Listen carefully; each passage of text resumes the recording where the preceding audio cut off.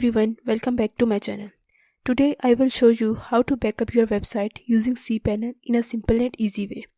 So backup is very important because what happens if your website get hacked, or you can accidentally delete something very important, or maybe a new update break your website. So if that happens and you don't have a backup, you could lose everything. But if you backup your website, you can restore it anytime and save yourself from a big trouble.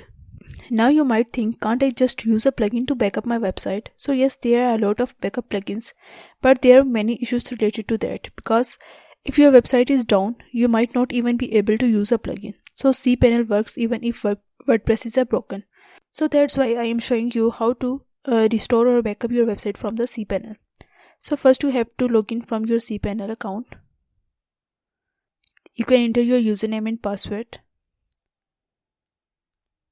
Once you logged in, you will see this dashboard. So now let's find the backup option. Scroll down to the file section. So click on the backup. So this is where you can create a full backup of your website. Now here you can see the options of backup as a full backup. So a full backups create a complete copy of your website, files, database and settings. And there is also option of a partial backup.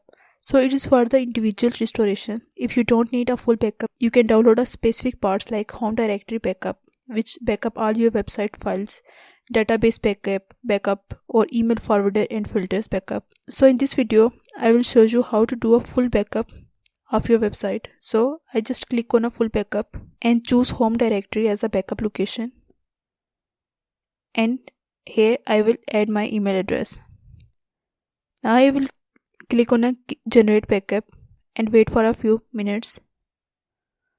So this will create a copy of your entire website including files, database and settings. Now you can see the backup is in progress. Once it's completed, you will receive an email notification. So after that, you can click on the backup file and save it on your computer. So if needed, you can restore your website anytime by uploading this file in the restore option. So that's how you backup and restore your website using a cPanel. If you found this helpful, hit the like button, subscribe and drop a comment if you have any question. So thank you so much for watching, and I will see you in the next video.